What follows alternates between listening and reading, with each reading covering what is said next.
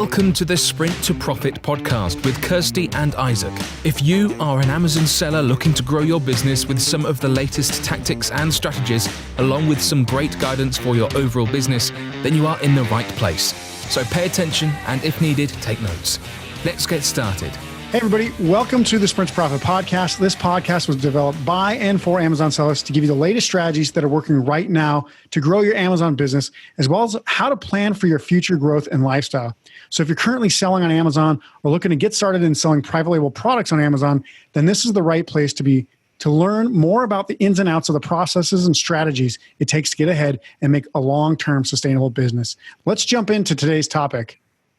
So hi guys, in this episode, we're going to be speaking with a friend and also a colleague of ours, Rebecca Scanlon, who is the founder of The Conversion Cure, which helps Amazon sellers write and design great product listings to increase their conversion and maximize the traffic that comes to the listing. So hi Rebecca, welcome to the podcast. Hi guys, thanks so much for having me. Oh, it's awesome on this lovely Monday. Well, for me, it's raining at the moment, but how are you doing in LA with the current lockdown situation?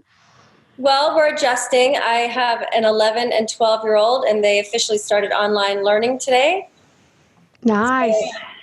So we're getting a bit of structure finally around here after almost 3 weeks of no structure. Right.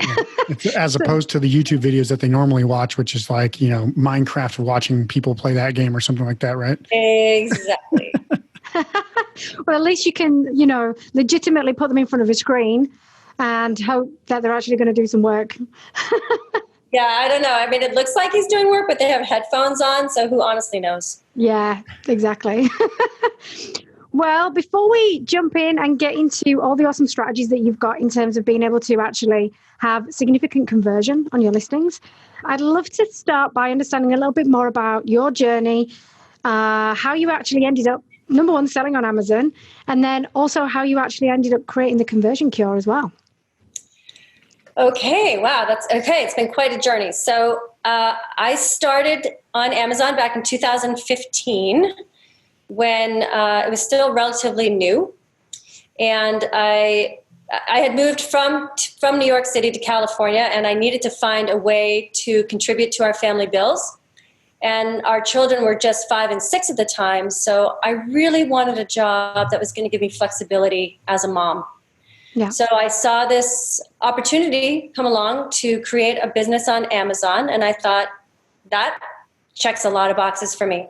So I created a brand and I got a product sourced from China, got it to Amazon, and I just was doing not very well. I was selling maybe 1 or 2 units a day, and I just had no idea how to fix it, honestly. And no one was coaching on how to do Amazon at the time. A lot of people had training programs, but not really taking you by the hand after or during the training and showing you what you needed to do and how to actually create a business around this opportunity.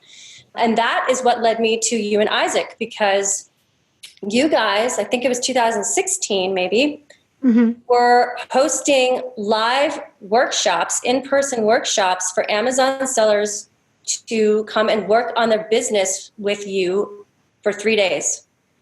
And I just knew, I had seen you, Kirsty, for Amazing Selling Machine. You had done you'd spoken at their live event, and you were having a lot of success.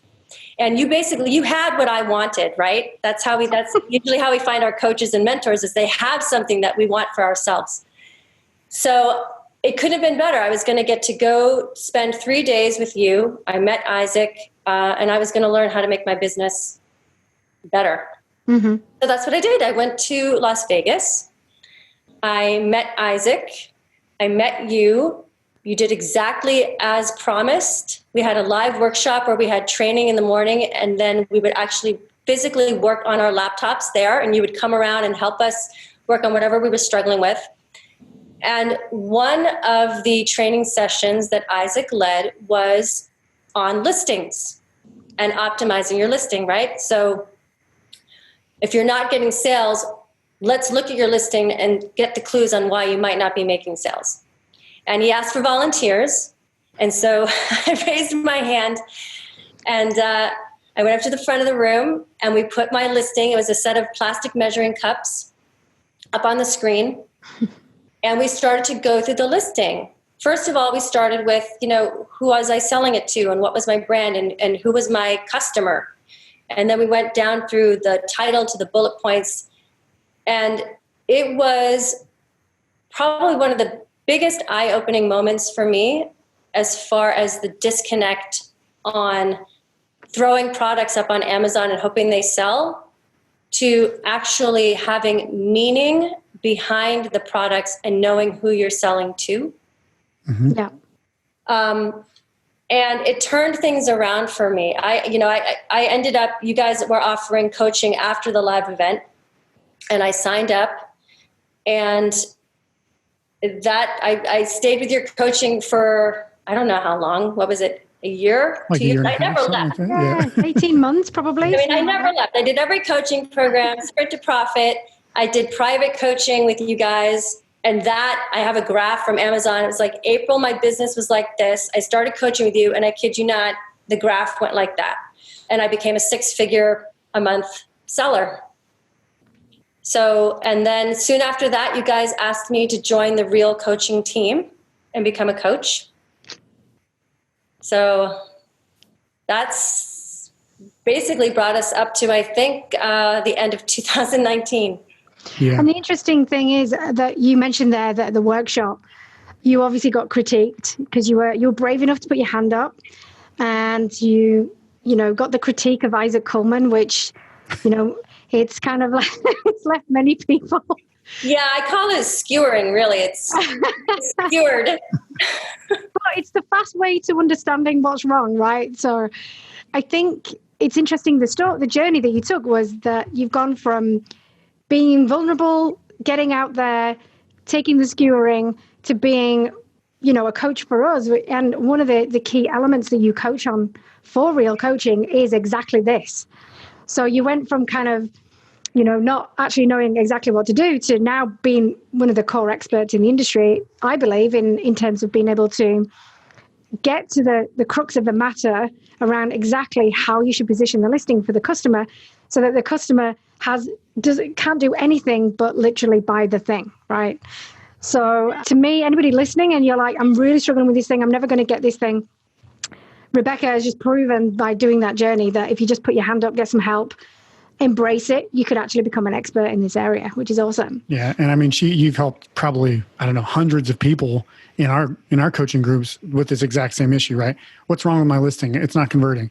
Well, look at it. Who are you talking about? You're talking about yourself. You're not talking about, what's the benefits to the customer and all that stuff. So a quick study for sure. And then you turned it around and was able to immediately teach it, which was good, because most people, they can kind of absorb a concept for a short period of time, but then it kind of fades away. But you actually took it and ingrained it. And I think the idea that with your plastic measuring cups, you were going for like a Sex and the City type of crowd, the lady that doesn't want to cook, that she'll order cocktails and takeout or whatever, and you were trying to get them to cook. That's when it kind of was like, oh yeah, I'm trying to put a brand on a product, not put products into a brand for an ideal client who's already existing, that already wants these things.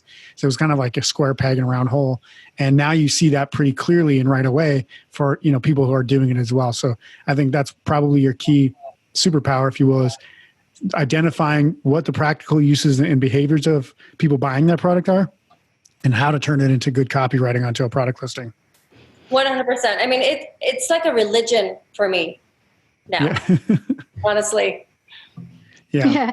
No, I remember that day. It was hilarious because I remember you really going into this ideal client, and I'm going, yeah, she sounds awesome, because I'm thinking, yeah, that's me, right? At the time, how things change. I want the measuring cups now.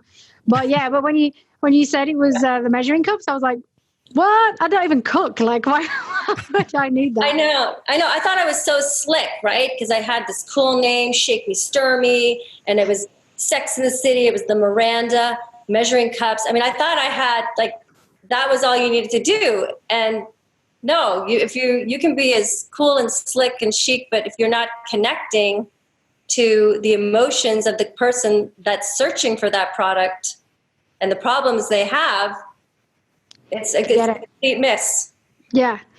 So just touching on that then, you're talking a lot about connecting with the ideal client, because a lot of Amazon sellers really expect that traffic's going to do the thing, right? So we speak to a lot of people, how do I get Facebook traffic? How do I get YouTube traffic? How do I get Google traffic, Google AdWords, and all this other stuff? So can you explain why just focusing on traffic could actually potentially be dangerous for them? Sure. Well, if you're sending a lot of traffic that isn't going to convert into sales, then particularly on Amazon, you are going to be penalized for that. If you keep sending traffic and you're not making sales for Amazon, they're going to take your listing from up here and they're going to drop it. Your ranking is going to drop. Yeah. And you're specifically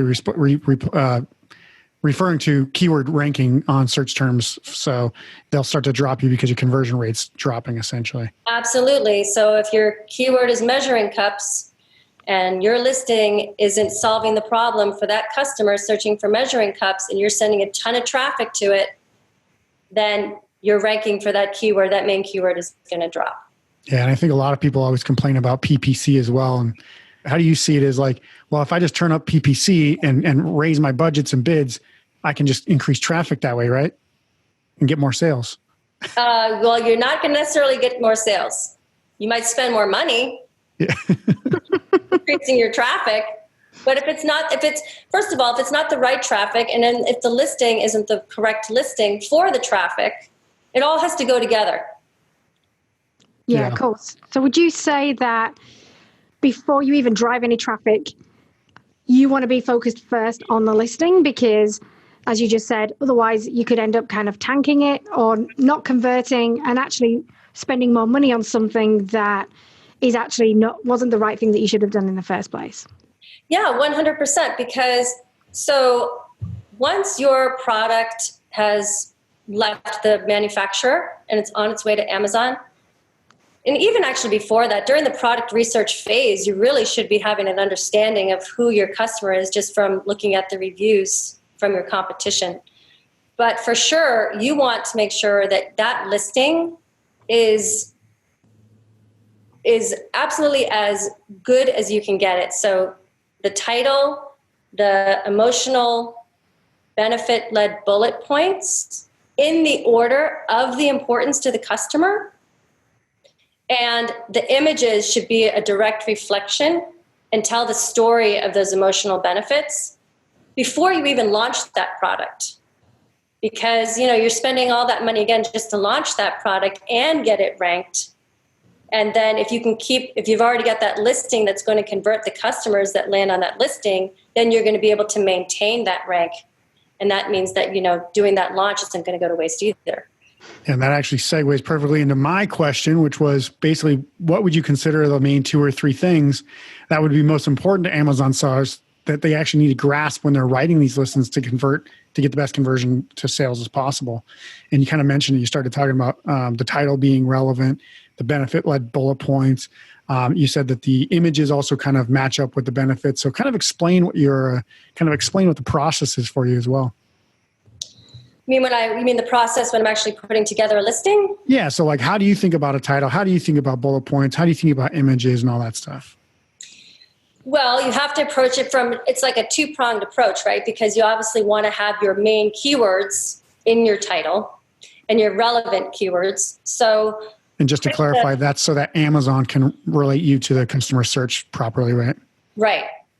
So putting the keyword research part aside, and let's just focus on the emotional connection with the customer side.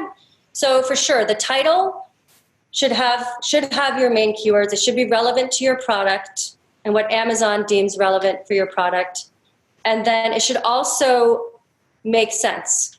It should read like English, because I think sometimes we forget that it's human beings and people on the other side of the screen. So I always like to, when I'm starting a listing, I sit down and I think, okay, this person is sitting down at their computer and they're typing in this product. Why? Because it's a real person with real problems. So I start there, and then I start to think about, okay, so who is the user of this product, right? That's the other thing that we often sometimes get confused about. And I love the story, Isaac, you use it as an example all the time, about the cereal commercials on Saturday mornings, because these sugar bomb cereals, they have these commercials and the parent is buying the product, but who's using or who's benefiting from the sugar bomb cereal? And that would be the kids. Mm-hmm. So you need to know who your product is serving, who's using it, and then start developing the benefits of the product, like the 5 most important benefits from there. And then obviously what you were referring to with the images, the images kind of match up. So like they're like, if this is your top benefit for that product, this image is going to match it and show exactly how that is being, in a lifestyle photo, how it's being implemented in real life. Yeah, because some people, learn visually and connect to things visually, and some people connect to the written word. So you should have both. One should mirror the other. Yeah, and not a lot of people like to read when they're shopping either. That's why they call it window shopping, right? They don't call it book shopping. Yeah, for sure. And then think of it on mobile too, right? It's much easier if you can just scroll through the images and see the benefit in an overlay right there. Yeah. Because visually you want to identify as a customer to that thing. And I remember us talking and you kind of saying, it needs to look like almost like a magazine ad, right? So if I was flicking through a magazine, I would easily know what that thing was all about without even having to read anything as well. Mm-hmm. So like you say, really catering for the people that want to read, and then catering for the people that visually just want to quick glance at it and go, yeah, that totally connects with who I am. And therefore that feels like it's the right thing for me.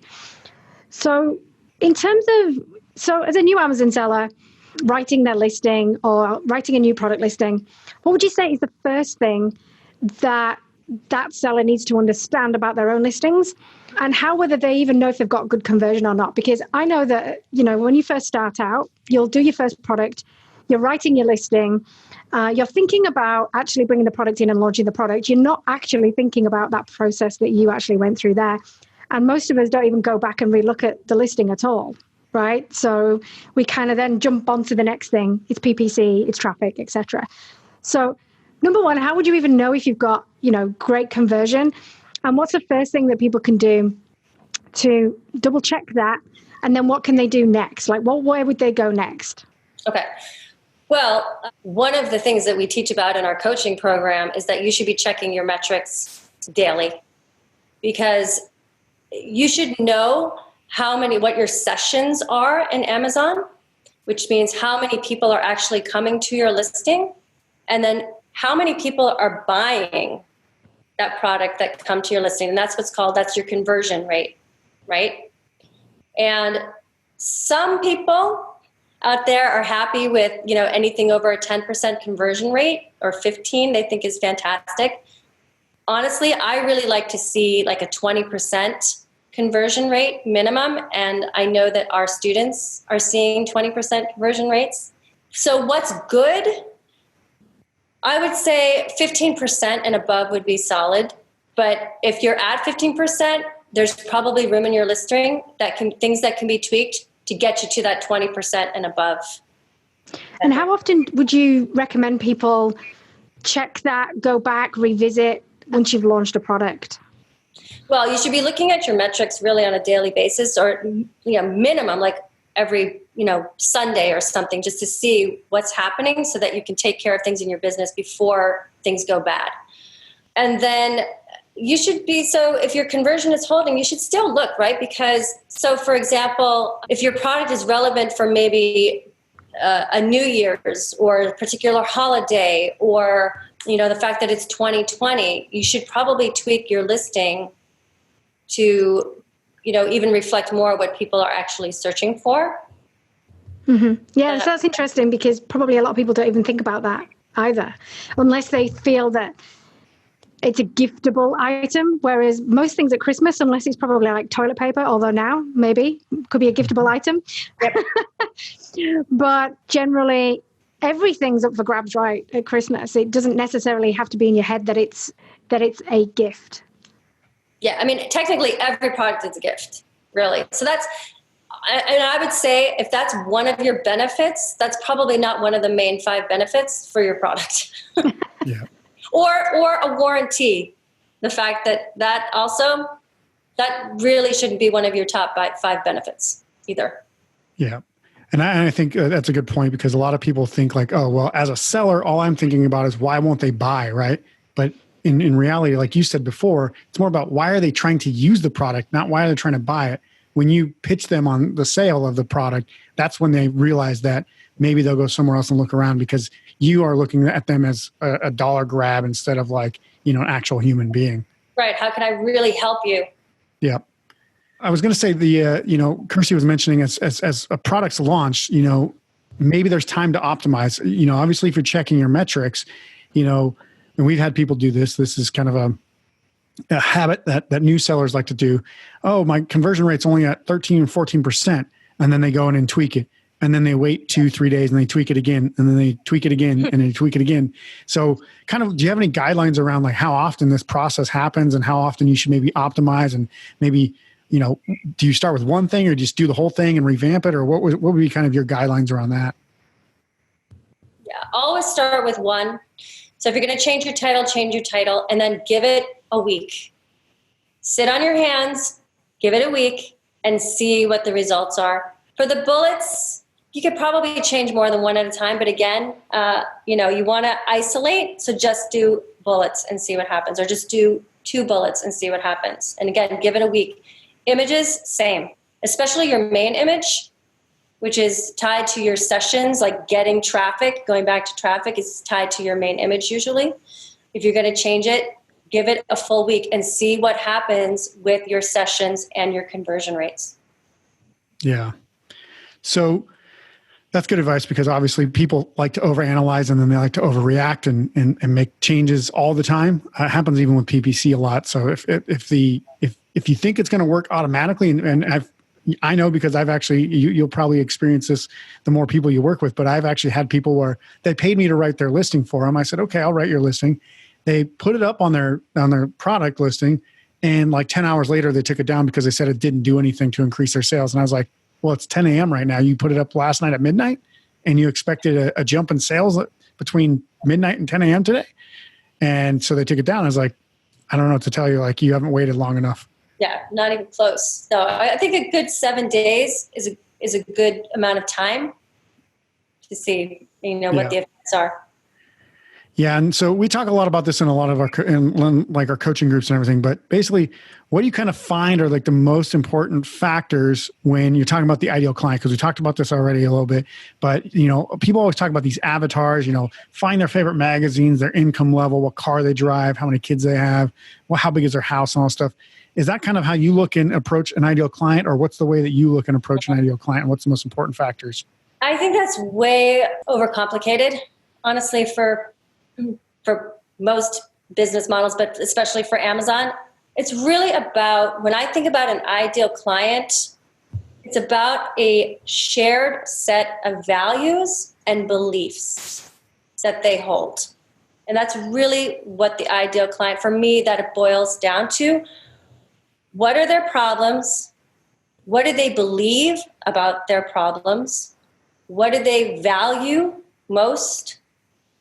That would kind of be the main characteristics for me of an ideal client. Yeah. And as far as like a brand goes, obviously it's kind of revolves around the interest of the product line in general, right? So like you got your brand, but then you also have product specific as well. Correct. Yeah. So it'd be niche specific.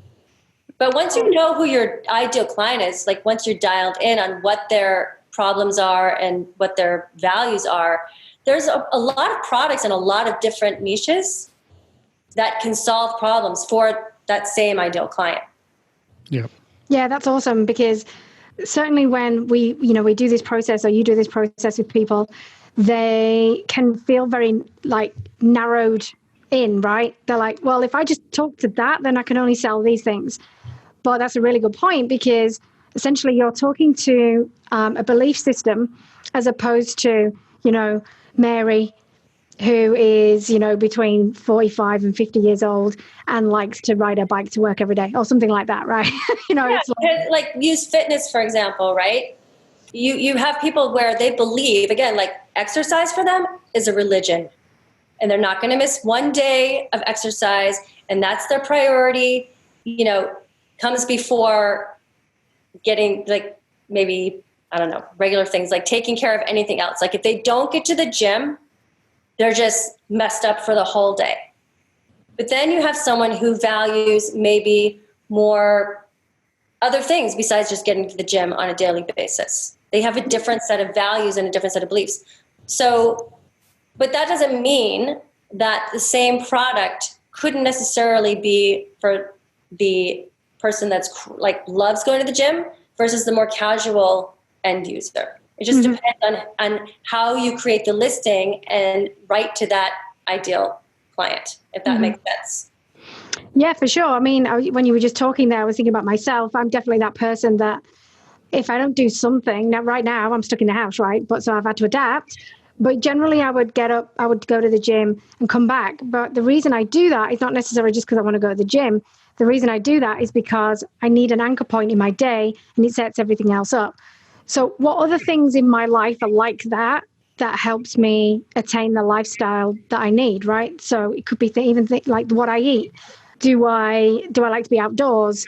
You know, how else do I get that buzz, if you like, as well as the gym stuff itself? What other things in my life is going to be attributed to that as well? And that's how you can really start to broaden out stuff. So speaking of that and kind of going down that journey, do you have any insights as to how people can actually start to discover who their ideal client is versus just like Mary, 45 to 50? Usually actually what people say isn't it? Like women 18 to 60, which is a very broad spectrum. Yeah.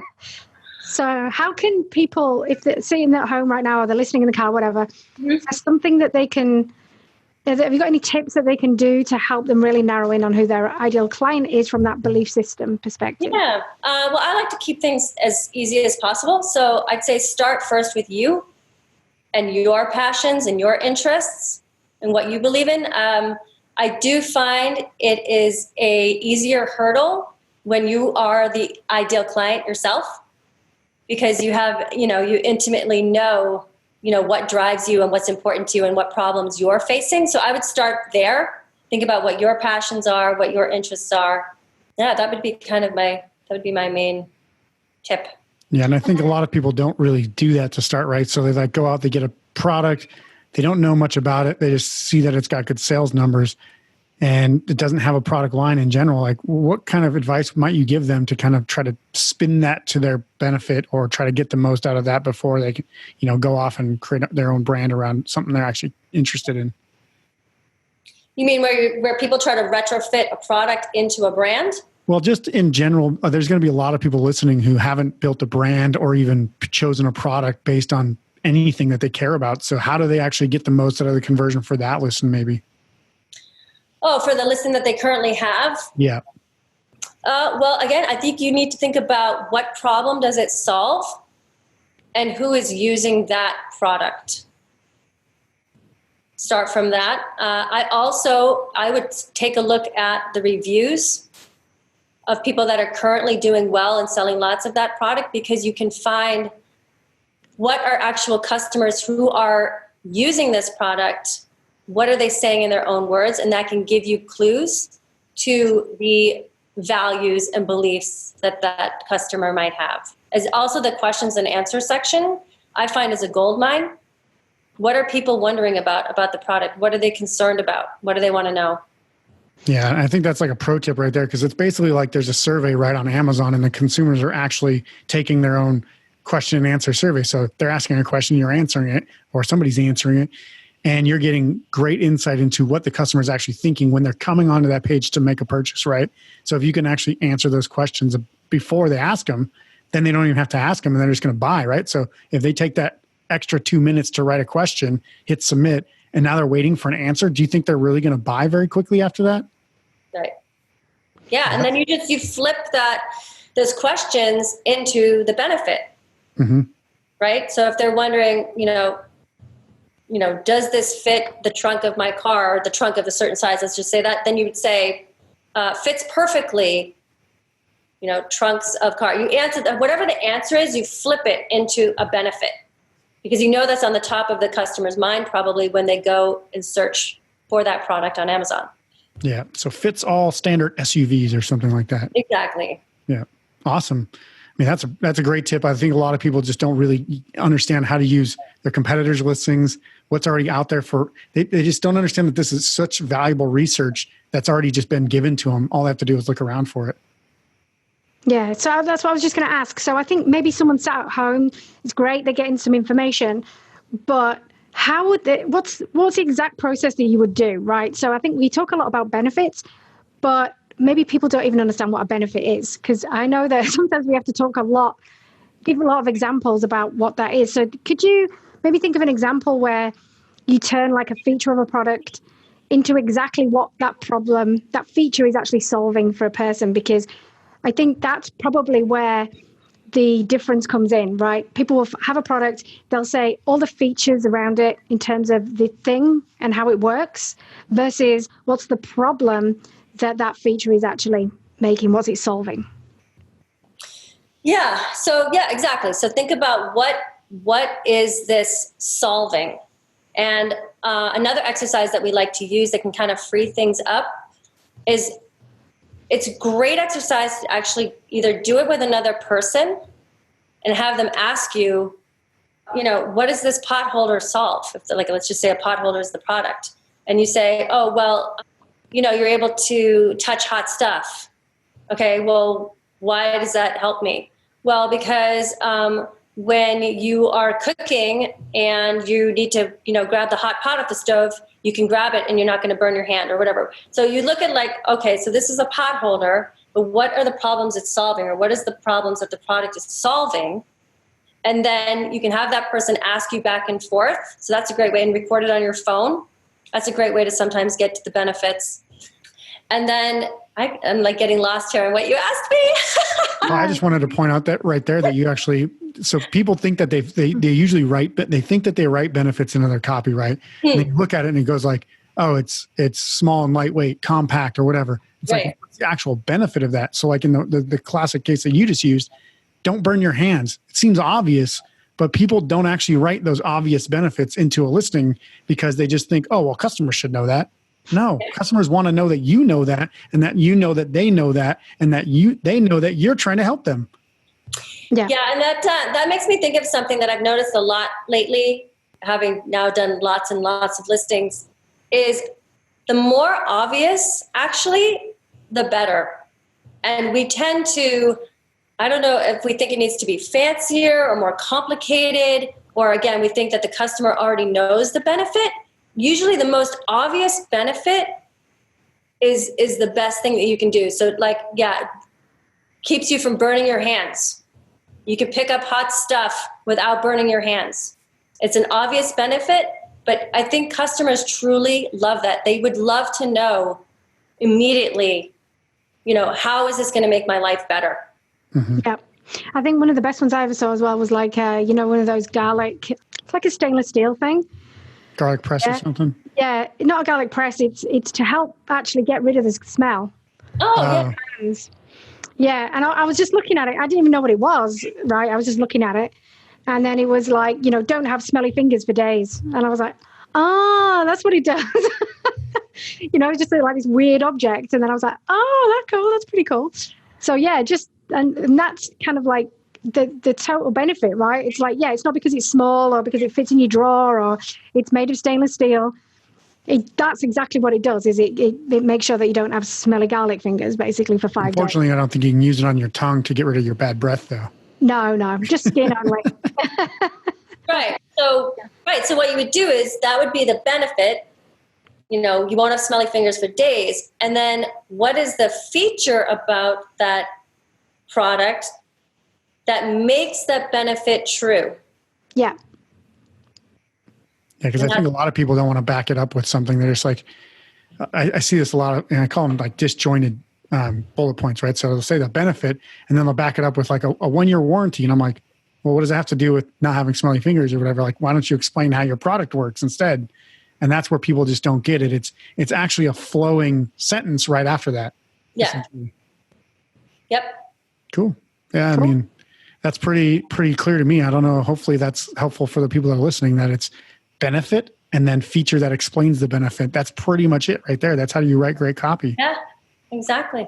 I think but for people, sometimes it sounds so simple that it's almost not done properly, right? So I think by just getting that right, I mean, how many people have you helped now, Rebecca, and being able to see the difference between when you've actually worked with them, coached them, rewritten their listings, to where, how's it really impacted their business? Well, they make more sales, which makes them more money. So it impacts their business, I think, in a very positive way. And especially now, I've been thinking, because, going through this quarantine process, right? A lot of us can't send in new products or other inventory. So you really need to maximize right now the current products you have. I mean, we always should be doing that, but now more than ever, you should be squeezing like every last customer out of that product listing. Yeah. And I just have a quick question about whether or not this actually helps your reviews. What's like that? Writing good copy for the customer to actually understand what your product does, and when they buy it, does that make the reviews better for the product? 100%, because you're actually, what they're receiving is exactly what they're expecting to receive. Yeah. Right?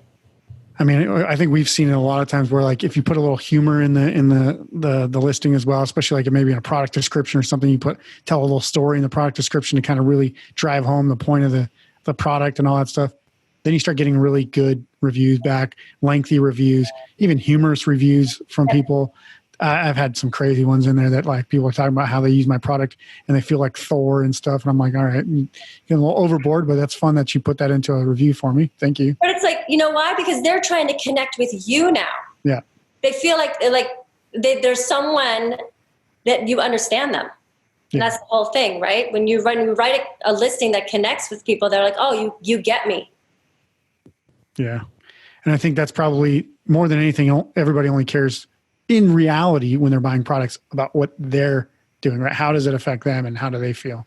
Totally. Yeah. We're like, oh my God, I just spent all this money on this product. I'm going to launch it.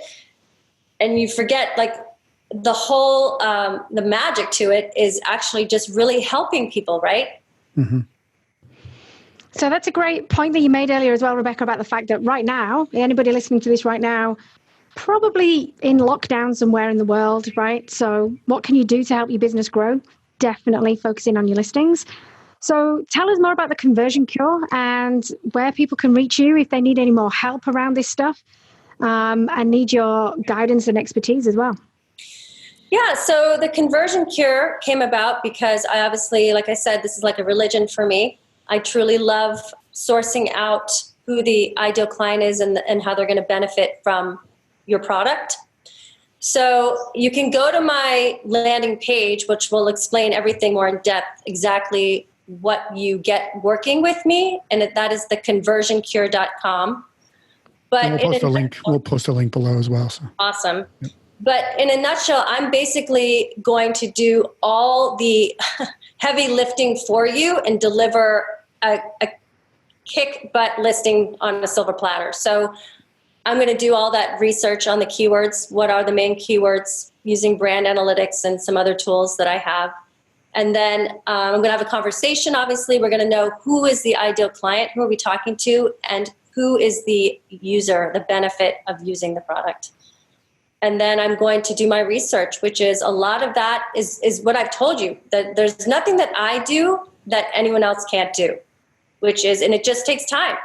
Go through those competitor reviews, really get to understand the language that your customer is using and what's important to them. The questions and answer section, I really see people not utilizing that. And like Isaac said, they've basically done a survey for you on what's important to them about the product and what questions they have. So I do all that research, and then I pull it together and I know what the top five benefits are, put them in the order with the features, and then I do images to match that reflect the benefits. I also give advice on your main image and suggestions for how it can stand out on page one against your competitors' main images so that you actually get people to click on your listing in the first place. And then finally, I give you the product description in HTML format. Sometimes people don't know how to have that, so it looks nicely bulleted in your product description as well. So that's it kind of in a nutshell, and I'm certainly happy to answer any questions as well. Fantastic. Fabulous. Yeah. And so, we really appreciate you coming on, and thank you for sharing your insights about how to write great copy and get a killer Amazon listing that converts and gets some more sales. So thank you for joining us, Rebecca, today. I know it's been a busy day for you today, especially. Yeah, a little bit. So I appreciate you guys waiting for me to jump on. No problem. And if you're listening and you like what you heard today, please be sure to hit the subscribe button and share our podcast with friends who might also get good value out of this as well. Also, to get some absolutely free training on what it takes to have a successful business to fuel your lifestyle, head to www.goteamreal.com to download our free training today. We'll see you next week for the next Sprint to Profit episode. And as always, we wish you the best for you and your business. Bye for now. Don't forget to subscribe, and if you would like to get more information about selling on Amazon, head to goteamreal.com for some absolutely free training.